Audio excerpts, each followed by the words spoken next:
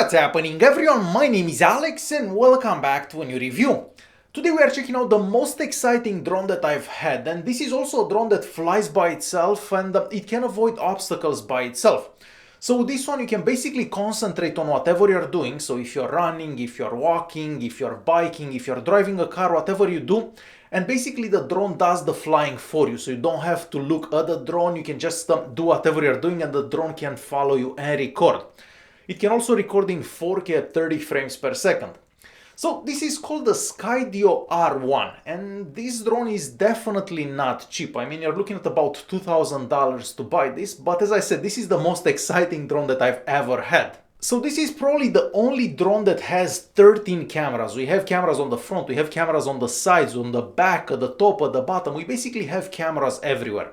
And the drone basically uses those cameras to map the environment around you and basically predict where you're gonna be going, because it needs to predict where you're gonna be going if it films you and follows you or leads you or whatever, because it has a lot of modes. It doesn't only follow you, it can do a lot of things. The obstacle avoidance on this drone is straight up impressive, and the footage that I was able to get to this drone looks like from a science fiction movie. I mean, for those movies they probably had like a big crew with people filming that. Well, now you can do all that by yourself with this drone. And I took this in the woods, I took this running, I took this pretty much everywhere. I even flew this when it was snowing out and it was like minus 25 degrees.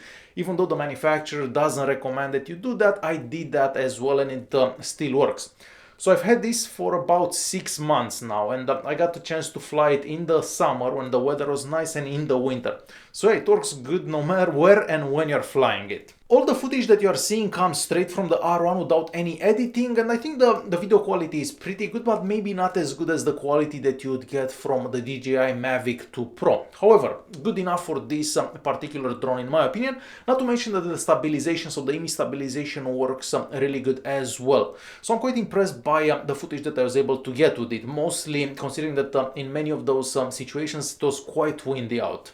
So the R1 doesn't take SD cards, so it records everything on the internal memory, and it can record up to 90 minutes of flying. So 90 minutes of flying would be 6 battery charges basically, because on one charge you can fly for between 15 to 20 minutes.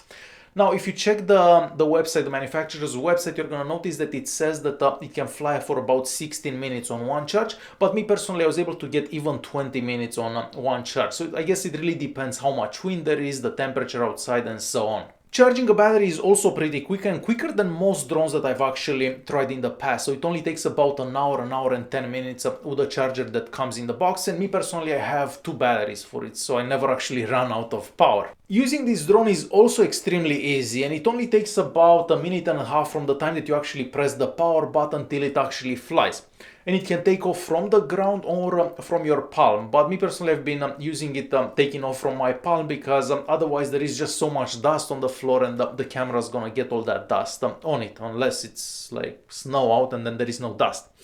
So yeah, super easy to fly, but you will need a smartphone for it, and you can use an Android device or an iPhone. So from the app you can select a subject that the drone will follow or track, and that can be a person or a car, for example, and you have a bunch of flying modes available. So you can have the drone following you, or you can have it leading the way, so basically flying in front of you. It can do like circles around you, and we have a lot of flying modes, and probably even more flying modes that you would get from the DJI Mavic 2 Pro, for example. Now, it really depends where you are and what you plan on doing with it, but definitely a lot of flying modes that you can do.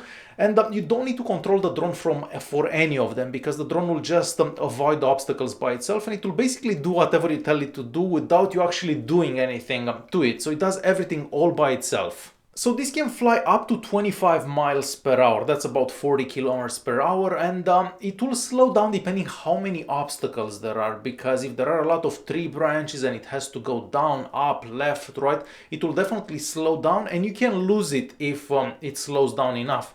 I mean, it really depends how many obstacles there are. I've only noticed that whenever I'm riding a bicycle through the forest, basically, because we have a lot of tree branches there, and by the time the drone avoids the tree branches, you're probably too far ahead so it can catch up. So that happened on a couple of occasions. So you basically have to slow down and allow the drone to go left, right, so it can avoid those obstacles. Of course, if there are no obstacles to avoid, there is no reason to slow down, and it's not gonna slow down. But as I said, it really depends where you're flying it, because if you're on an open road and you're just driving, it can definitely keep up with you as long as you drive under 40 kilometers per hour. Or if you're running and it's flying above the trees, then there is no reasons to slow down and so on. So as I said, it really depends where you're flying it. So to quickly conclude this video, Skydio R1 is an amazing drone and it can do some amazing things by itself, but it may not be for everyone. If you're that type of a person that just wants to do their own thing and having the drone flying and doing the filming for you, this is definitely amazing for that. But if you plan on flying this like 5 kilometers away from you, well, yeah, that's not gonna happen with this one, and you're probably better off to look at the DJI Mavic 2 Pro or something like that. So yeah, this is awesome if you want to fly a drone without actually flying it and not having to deal with all the crashing and stuff like that that happens with the regular drones. So I love this drone, but it's expensive and definitely not for everyone. Alright guys, hopefully you enjoyed this video. If you did like it, press that like button. Don't forget to subscribe, and I'll see you in the next one. And I guess I'm gonna shoot some more footage that I have recorded with this drone. Alright, enjoy!